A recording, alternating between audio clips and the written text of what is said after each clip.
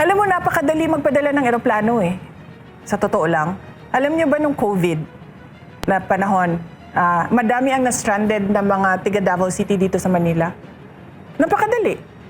Nagkontrata kami ng commercial airline. Sabi namin, isasakay namin sila lahat, babayaran namin kayo using COVID funds.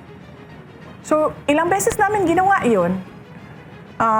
Nangontrata kami sa commercial airlines, lumipad yung commercial airlines, doon sinakay lahat ng na-stranded na tiga Davao City na cleared na magbiyahe or inallow na doon mag-quarantine sa Davao City, nilipad namin. Hindi lang 100, hindi lang 200 na mga individual ang nilipad namin noong panahon na yon. At hindi lang mga tiga Davao City. Meron pa kaming iba na kapitbahay lang ng Davao City, pero sabi namin, sige, sumakay na kayo, basta mag-quarantine lang kayo according to sa sinabi ng doktor dito sa labas ng Davao Airport. Tapos pwede na kayong magsiuwian kung saan. Hindi ganyan kahirap magpadala ng eroplano kung saan mo gusto kumuha or mag-rescue ng tao. Kaya lang, VP, sarado ang airspace. Tsaka baka daw pabagsakin yung eroplano.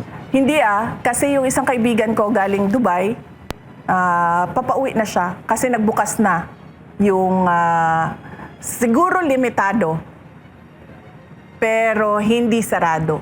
Kasi yung kaibigan ko, papauwi na siya ng Pilipinas. Commercial flight siya.